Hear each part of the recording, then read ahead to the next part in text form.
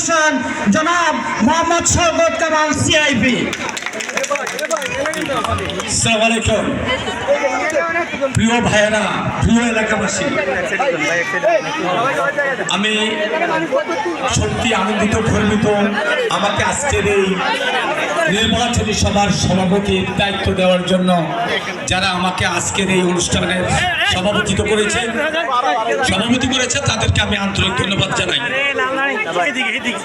আজকের এই নির্বাচনী সভার আমাদের মধ্যমণি অনুষ্ঠানের মধ্যমণি চাটকিল সোনাইমুড়ি আসনের গণমানুষের নেতা, বাংলাদেশের জাতীয় নেতা, এই আসনের সাবেক এমপি, ইনশাল্লাহ আগামী দিনের এমপি এবং আগামী দিনের মন্ত্রী, আজকের এই অনুষ্ঠানের প্রধান অতিথি ব্যারিস্টার মাহমুদউদ্দিন খোকন ভাই, মঞ্চে উপস্থিত চাটকিল উপজেলা বাংলাদেশ জাতীয়তাবাদী দলের আহ্বায়ক অ্যাডভোকেট আবু হানিফ ভাই, মঞ্চে উপস্থিত চাটকিল পৌরসভার সদস্য সচিব আসনুল হক মাসুদ ভাই সহ বিশেষ অতিথিবৃন্দ ও আমার সামনে উপস্থিত বাংলাদেশ জাতীয়তাবাদী দলের সূর্যসৈনিকবৃন্দ, আসসালামু আলাইকুম।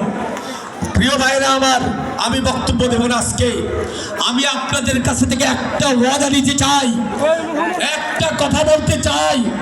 আপনারা যদি আমাকে ওয়াদা করেন, আমি আপনাদের এলাকার সন্তান, আমি সুদূর প্রবাস থেকে এসেছি বাউপাইয়ের ভোট করার জন্য, ধানের শীষের ভোট করার জন্য। আমি এই মোহাম্মদপুর এলাকার কৃতি সন্তান, পাল্লার এলাকার সন্তান। আমি এসেছি আপনাদের সাথে, আপনাদের সুখের দুঃখের সাথী হবার জন্য।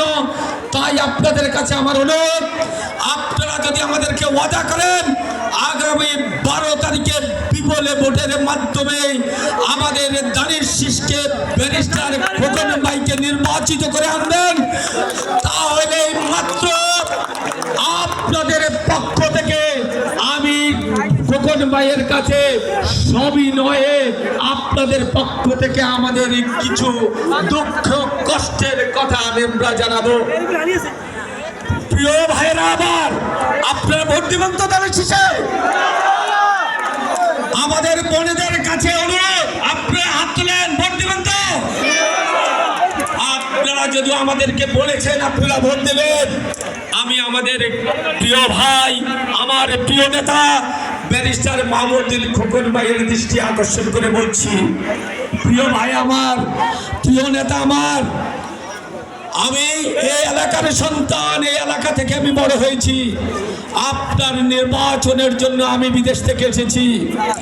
সত্যি কথা, গত 3-4 দিনে আমি এই এলাকার একটা অঞ্চল আমি ঘুরেছি নির্বাচনী কাজে, কিন্তু দুঃখের বিষয়, কষ্টের বিষয়, আমার এই এলাকার রাস্তাঘাটগুলো, বিশেষ করে পাল্লা থেকে আমি যদি দক্ষিণে যাই, হরিপুর দক্ষিণপুরের দিকে ও ধর্মপুরের দিকে, আবার পশ্চিম দিকে যাই, আমি যদি উত্তর দিকে যাই, আমি ওইদিন পাওড়ায় গিয়েছি, আমি মানসা গিয়েছি, আমি কামালপুর গিয়েছি, আমি সোল্লা বাবুপুর যশোরা গিয়েছি। সত্যিকার অর্থে অনেকগুলো রাস্তার দুর্দশা অবস্থা।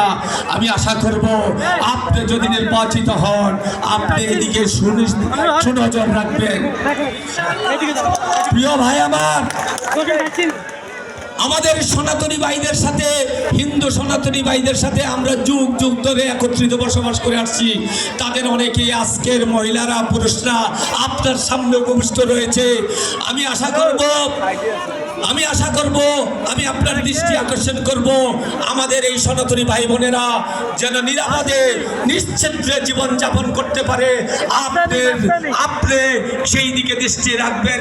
প্রিয় ভাই আমার, আমি আমার নেতার দৃষ্টি আকর্ষণ করে বলছি, হানিফ ভাই প্লিজ,